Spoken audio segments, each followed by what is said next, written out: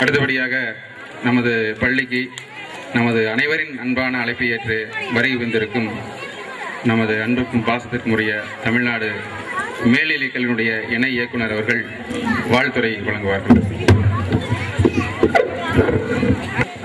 பெருமதிப்பிற்குரிய திரு சே. கார்மேகம் ஐயா அவர்கள் பிறந்த ஊர் அன்றைய கோவை மாவட்டம், பின் ஈரோடு மாவட்டம், தற்போதைய திருப்பூர் மாவட்டத்தின் மூலனூர் ஒன்றியத்துக்கு உட்பட்ட மானுவக்காட்டுப்புதூர் ஆகும். தந்தையார் பெயர் திரு செல்லமுத்து அவர்கள், தாயார் பெயர் திருமதி கோவிந்தாத்தாள் அவர்கள்.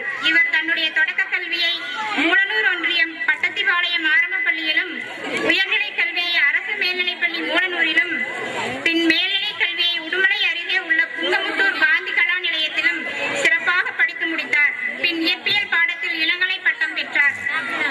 இதை அவர் பொள்ளாச்சி எம்ஜிஎம் கலை அறிவியல் கல்லூரியில் பெற்றார். இயற்பியல் முதுகலை படிப்பை அவர் கோவை பெரியநாயக்கன்பாளையம் ஸ்ரீ ராமகிருஷ்ணா வித்யாலயத்தில் முடித்தார். டெல்லி பல்கலைக்கழகத்தில் MA பட்டம் பெற்றார். அதன் பின் Perundurai Kongu engineering and polytechnic கல்லூரியில் ஒரு வருடம் விரிவுரையாளராக சிறப்பாக பணியாற்றினார். அதன் பின் தமிழ்நாடு அரசு பணியாளர் தேர்வாணைய தேர்வில் வெற்றி பெற்று ஒரு வருடம் இன்டர்னல் ஆடிட்டராக பணியாற்றினார். மீண்டும் தமிழக அரசு நடத்திய குரூப் 1 தேர்வில் 33வது ரேங்க் பெற்று DDO ஆக தேர்வு செய்யப்பட்டார். அதே சமயம் DEO தேர்வில் தேர்ச்சி பெற்றார். இதன் பிறகு புதுக்கோட்டையில் DEO நிர்வாக பயிற்சி பெற்றார். பின் கல்வியியல் கல்லூரியில் B.Ed பட்டம் பெற்றார். இதன் பின் கரூர், தஞ்சாவூர் மாவட்டத்தில் மாவட்ட கல்வி அதிகாரியாகவும், பின் மாவட்ட வயது வந்தோர் கல்வி அதிகாரியாகவும் திருச்சியில் சிறப்பாக பணியாற்றினார்.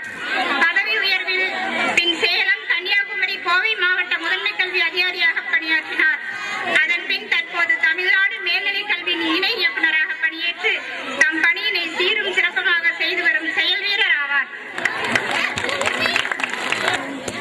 விழா தலைவர் அவர்களே, இந்த ஊராட்சி மன்றத்தினுடைய தலைவர், முன்னாள் தலைவர்கள், இந்த பள்ளியினுடைய தலைமை ஆசிரியர், அவரோடு பணியாற்றி கொண்டிருக்கக்கூடிய ஆசிரியர்கள், கல்வித்துறை அலுவலர்கள், பொதுமக்கள், அன்பு குழந்தைகள் எல்லோருக்கும் என்னுடைய அழுத்தமான வணக்கங்களை தெரிவித்துக் கொள்கிறேன். குழந்தைகளுடைய கலை நிகழ்ச்சிகளுக்காக ஆர்வமாக காத்திருக்கிறீர்கள். ஒரு 10 நிமிடத்தில் சுருக்கமாக உங்களுடைய நிகழ்ச்சிகளுக்கு இடம் கொடுத்து விடைபெற்றுக் கொள்கிறேன். இந்த உத்தமபாளையம் ஊராட்சி ஒன்றிய தொடக்க பள்ளியில் பள்ளி தலைமை ஆசிரியர், கல்விக்குழு, ஆசிரியர்கள், பொதுமக்கள், மக்கள் பிரதிநிதிகள், பொதுமக்கள் எல்லோரும் சேர்ந்து ஒரு நல்ல விழாவை ஆண்டுதோறும் ஏற்படுத்தி வருகிறீர்கள். இது மிகுந்த மகிழ்ச்சிக்கும் பாராட்டுக்கும் உரியது. ஏன் ஆண்டு விழா வேணும்? இந்த குழந்தைங்க எல்லாத்துக்கும் உங்களுக்கு ஒரு கதை ஒண்ணு வச்சிருக்கிறேன். கதை முதல்ல சொல்லாம கடைசியில் சொல்லலாம்? முதல்லயேவா? பெரியவங்களுக்கு கொஞ்சம் சொல்லிட்டு அப்புறம் நான் கதைக்கு வர்றேன். நம்ம கதைக்கு அப்புறம் வந்துக்குவோம். என்னன்னா, இந்த ஆண்டு விழா எது தேவையா? இதுல என்ன பிரயோஜனம்? மைக் வச்சு பேசுறதுனால, இங்க லைட் போட்டுக்கிட்டு ஏதோ பாட்டும் டான்ஸ் பண்றதுனால ஏதாவது பிரயோஜனம் இருக்கா? இது ஏன் நடத்தணும்? அரசாங்க பள்ளிக்கூடத்துக்கெல்லாம் பெருசா அதுக்கு நிதி எல்லாம் கொடுக்கறது இல்லை. இங்க நிறைய பல்வேறு புரவலர்கிட்ட, நன்கொடையாளர்கிட்ட 100 ரூபாய் கொடுங்க, 500 ரூபாய் கொடுங்க, 1000 ரூபாய் கொடுங்கன்னு சொல்லித்தான் இந்த செலவுகளை எல்லாம் ஈடுகட்ட முடியும். இதை தாண்டி இதனுடைய அவசியம் என்ன அப்படின்னா, இருக்கக்கூடிய பெரியவர்களுக்கும் சரி, ஆசிரியர்களுக்கும், தலைமை ஆசிரியர்களுக்கும் இதில் நாம் என்ன கற்றுக்கொள்கிறோம் என்பதை நாம் நல்ல உணர்ந்து கொள்ளணும். வகுப்பறையிலே புத்தகங்களை படிக்கிறோம். புத்தகங்களை இன்னும் சொல்ல போனா மனப்பாடம் பண்றோம். அது பரீட்சையில அப்படியே வாந்தி எடுக்கிறோம். கல்வி முடிந்ததாக ஆண்டு முடியுது, ஒரு வகுப்பு முடிகிற மாதிரி இருக்கு. குழந்தைகிட்ட அவ்வளவுதான் திறமை இருக்கா அப்படின்னு பார்த்தா அதை தாண்டி ஏராளமான திறமைகள் இருக்குது. ஒரு குழந்தைக்கு நல்லா பாட தெரியுது, ஒரு குழந்தைக்கு நல்லா ஆட தெரியுது, ஒரு குழந்தை இப்ப நமக்கு முன்னாடி பார்த்தோம் வரவேற்பு வழங்கிய குழந்தை, அறிக்கை வாசித்த குழந்தை எவ்வளவு நம்பிக்கையோடு மைக் முன்னால் நின்று பேசினாங்க. ஹெட்மாஸ்டருக்கு ஒரு சந்தேகம், நம்ம புள்ள பேசிடுமா பேசாதான்னு டீச்சரும் ஹெட்மாஸ்டரும் பக்கத்தில் நின்றுக்கிட்டு அவங்க நடுங்குறாங்க, குழந்தை நடுங்கல, அது தைரியமா பேசு. இன்னும் நல்லா இங்க பேசின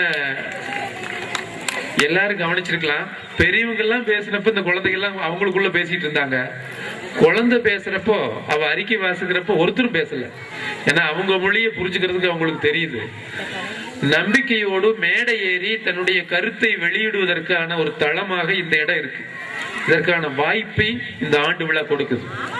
பல்வேறு திறன் குழந்தைகிட்ட அடங்கி கிடக்குது. அதை வெளிக்கொண்டு வரக்கும் கண்டறிவதற்குமான இடமாக இந்த மேடை இருக்கு. இன்னைக்கு சமூகத்துல நம்ம ஒரு போட்டி நிறைந்த ஒரு சமூகத்தில் இருக்கிறோம். தொழில் பண்ணால் போட்டி, சம்பாதிக்க போனால் போட்டி, வகுப்பறையில் எல்லா இடங்களிலுமே ஒருத்தர் முந்தி கொண்டு செல்ல வேண்டிய நிலை. அதனால நம்ம கிட்ட ஒரு ஆளுமை பண்பு இருந்தா தான் இனிமேல் நம்ம நல்லா இருக்க முடியும்.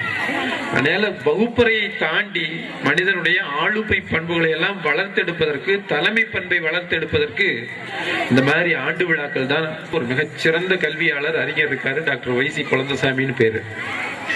அவரு சொல்லுவாரு, எங்க அப்பா எனக்கு ஒரு மிகப்பெரிய நன்மை செஞ்சிருக்காரு அப்படின்னா, நான் சின்ன பையனா இருந்தப்ப நான் ஊர்ல திருவிழா நடக்கும், என்னைய புள்ளி வேஷம் போட்டுட்டு ஆட சொல்லுவாரு அப்படின்னு சொல்லுவாரு. என்ன அதனால பிரயோஜனம் அப்படின்னு சொல்றப்ப அவர் சொல்லுவாரு, எனக்குள்ள ஏராளமான தயக்கம், வெர்க்கம், கூச்சம் கிடந்தது. அப்படி வெளியில ஆடுனதுல அதெல்லாம் காணாம போயிருச்சு. அதுதான் என்னுடைய வளர்ச்சிக்கு காரணம் அப்படின்னு இந்தியாவில் 5 பல்கலைக்கழகங்கள்ல 5 முறை 25 ஆண்டுகள், கால் நூற்றாண்டுகள் துணைவேந்தராக இருந்த டாக்டர் விசிகே அவர்கள் சொல்லுவார், நமக்குள்ள எல்லாத்துக்கும் 1000 தயக்கம், வெர்க்கம், கூச்சம், இதையெல்லாம் எப்படி போக்குறது? இந்த மாதிரியான ஒரு இடங்கள்ல இந்த பருவத்துல வாய்ப்புகள் கொடுக்கறப்போ அதெல்லாம் தகர்ந்து போகும். குழந்தைகள் அதற்கப்புறம் எந்த பள்ளியில, எந்த மேடையில, எங்க போய் கொண்டு போய் விட்டாலும் பேசுவாங்க. இன்னைக்கு நிறைய தலைவர்கள் இருக்காங்க, மைக்கு முன்னால, மைக்கு அந்த பக்கம் நல்லா பேச முடியும், மைக்கிட்ட வந்தா பேச முடியாது. கருத்து வெளிப்பாடுங்கிறது ஜனநாயகத்துல ரொம்ப முக்கியம். அதனால நம்மை வளர்த்தெடுப்பதற்கு இந்த விழா ரொம்ப முக்கியம். அதே மாதிரி இப்ப கொடுக்கிற சான்றிதழ்கள், பரிசுகள் எல்லாம் அவங்களுக்கு ஒரு பெரிய நம்பிக்கையை ஏற்படுத்துது. ஓ, நம்மளும் செய்ய முடியும், நம்மகிட்ட ஏதோ திறமை இருக்கு போல் இருக்குன்ட்டு அந்த குழந்தைகள் அதை தடவி தடவி பார்த்து விட்டு தங்கள் மீது நம்பிக்கை கொள்வதற்கான மிகப்பெரிய ஒரு கருவியாக இந்த பரிசும் பாராட்டுகள். ஒரு மனிதனுக்கு நல்லது செய்யணும்னா அவங்ககிட்ட இருக்கிற ஒரு குணத்தை கண்டுபிடிச்சு பாராட்டிட்டா போதும். அதுக்கு வேற மருந்து, டானிக்கு ஒண்ணுமே கிடையாது. இது ரொம்ப நல்ல விஷயம். அதனால இதை தொடர்ந்து செய்யுங்க. கஷ்டங்கள் இருக்கும், பண கஷ்டம் இருக்கும், ஒருங்கிணைக்கிறது யாருன்னு கஷ்டம் இருக்கோ, அதையெல்லாம் தாண்டி நம்ம எல்லாம் இதை பொதுமக்கள், மக்கள் பிரதிநிதிகள், ஆசிரியர்கள், தலைமை ஆசிரியர்கள் எல்லாம் செய்யணும்.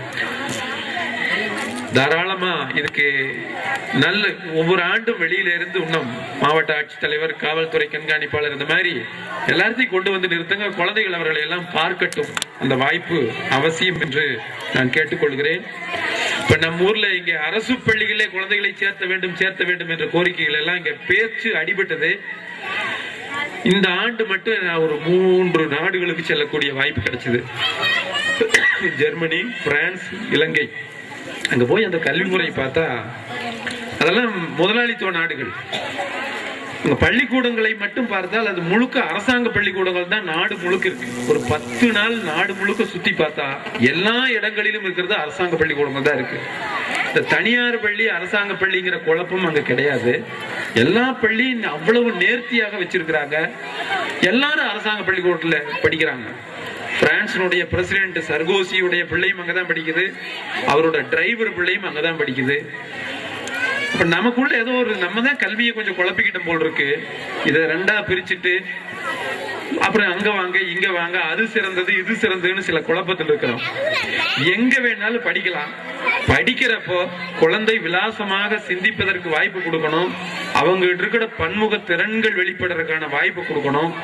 ஒரு அழுத்தம் இல்லாமல் படிப்பு இருக்கணும்.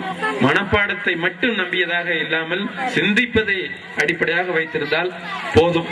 அதனால அரசு பள்ளியில, இந்த பள்ளியில படித்து இன்னைக்கு திரு லோகநாதன் அவர்களும் திரு கந்தசாமி அவர்களும் கலிபோர்னியாவில் இருக்கிறார்கள் என்றால் அது அவருக்கு இந்த பள்ளி கொடுத்த நம்பிக்கையும் அவர்கள் ஆளுமையும் வளர்த்திருக்கிறது. அது கடமையை செய்ய தவறவில்லை என்பதை நாம் உணர்ந்து கொள்ள வேண்டும். அதுபோல ஏராளமான லோகநாதன்கள் உருவாக முடியும். அவர் கூட நேற்று பேசினாரு, அடிக்கடி பேசுவாரு. எங்க பள்ளிக்கு அது வேணும் இது வேணும் செஞ்சு கொடுக்கன்னு ரொம்ப மன்றாடுவார். அது என்னன்னா அவர் இந்த பள்ளி மீதும் இந்த மண் மீதும் வைத்திருக்கக்கூடிய ஒரு பாசத்தை காட்டுகிறது. அது இங்கே படிக்கிறவங்களுக்கு நிச்சயம் இருக்கும். ஏன்னா எல்லாத்தோட இணைந்து சேர்ந்து வாழக்கூடிய ஒரு சமூக சூழலை இது கொடுக்குது. வறியவர்களுடைய கஷ்டம் தெரியும், மெலிந்தவர்களுடைய சிரமங்கள் தெரியும். இங்கே படிக்கக்கூடிய குழந்தைகளுக்கு அவர்கள் நாடு பெரியவர்கள் ஆகிற போது கூட அந்த பிரதிபலிப்போடு அவர்கள் இருப்பார்கள். எனவே நம்முடைய நாட்டிலும் அரசு நிர்வாகத்தில் எல்லா பள்ளிகளும் நடக்கூடிய நிலையை நோக்கி நம்ம நிச்சயமாக அந்த நாள் வரும் என்பதிலே நாம் நம்பலாம். கல்வி அரசினுடைய முழு பொறுப்பாக இருக்க வேண்டும் என்பது இன்னைக்கு நல்ல கல்வியாளர்களுடைய கருத்து. அரசாங்கம் அதிலிருந்து விலக முடியாது. இன்னைக்கு கொண்டு வந்திருக்கிற RTI சொல்லக்கூடிய கட்டாய கல்வி சட்டம் கூட அந்த கோணத்துல தான் இருக்கு. இந்த பள்ளி மேல்நிலை பள்ளியினுடைய கோரிக்கைகள் குறித்து ஒரு சில விஷயங்களை இங்கே வைத்தார்கள். பள்ளிக்கு கட்டடம் வேண்டும் என்றும் வசதிகள் கூடுதல் வசதிகள் வேண்டும் என்றும் நான் ஒன்று சொல்லிக்க விரும்புகிறேன். நிச்சயமா செய்யறோம். அதே வேளை அந்த மேல்நிலை பள்ளியிலே ஒரு ஆண்டு விழா நடத்தி அந்த கோரிக்கையை அங்கே வைத்திருந்தால் ரொம்ப மகிழ்ச்சியாக இருக்கும். இந்த தொடக்க பள்ளி, இந்த சின்ன சின்ன பிள்ளைகளோடு படிக்கிற பள்ளியில இப்படி கோரிக்கை வைக்க வேண்டியதில்லை என்பது என்னுடைய கருத்து. ஆனால் அதை செஞ்சு கொடுக்கறதுக்காக நாங்க தயாரா இருக்கிறோம். இந்த பள்ளிக்கான வகுப்பறைகள், ஆய்வகம், கழிப்பிடம், எல்லா வசதிகளுக்கும், இருக்கைகள் எல்லாத்துக்கும் கருத்துருக்கள் தமிழக அரசால் ஏற்கப்பட்டு பம்பாயில இருக்கக்கூடிய, மும்பையில இருக்கக்கூடிய நபார்டு வங்கியினுடைய தலைமை இடத்துக்கு கருத்துருக்கள் சென்றிருக்குது. ஒரு 3 மாசம் அதிகபட்சத்துல வந்துடும். அதனால நீங்கள் மேல்நிலை பள்ளியையும் நல்லபடியாக நடத்தி கொள்ளலாம். அவர்களுக்கு நான் மீண்டும் வழிய சொல்லிக்கிறேன்.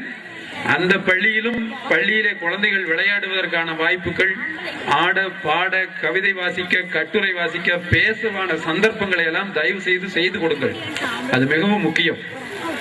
எங்காவது ஒருவர் செய்தால் அதோடு நமக்கு எதற்கு வம்பு, இதை செய்ய வேண்டாம், ஒதுங்கிக் கொள்ளலாம், சிரமங்கள் வரும் என்று நினைக்காமல் எல்லா இடங்களிலும் எல்லா பள்ளிகளிலும் நடக்க வேண்டும். இங்கே உதவி தொடக்கல்வியாளர் இருக்கிறார்கள், மேற்பார்வையாளர் இருக்கிறார்கள், தலைமை ஆசிரியர் இருக்கிறார்கள்.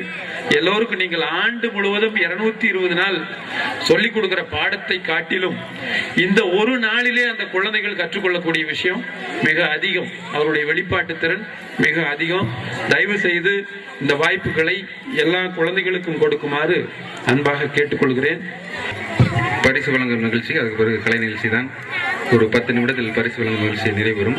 அதற்கு முன்பாக நமது அன்பான அழைப்பை ஏற்று பல்வேறு பணிகளுக்கிடையே சென்னையில இருந்து நமக்கெல்லாம் நல்லதொரு அறிவுரைகளையும் வாழ்த்துக்களையும் தெரிவித்த நமது மரியாதைக்குரிய சிறப்பு விருந்தினர் மேல்நிலைக் கல்வி இணை இயக்குனர் அவர்களுக்கு எமது பள்ளியின் சார்பாக நினைவு பரிசும் பாராட்டும் சிறப்பு செய்கிறோம்.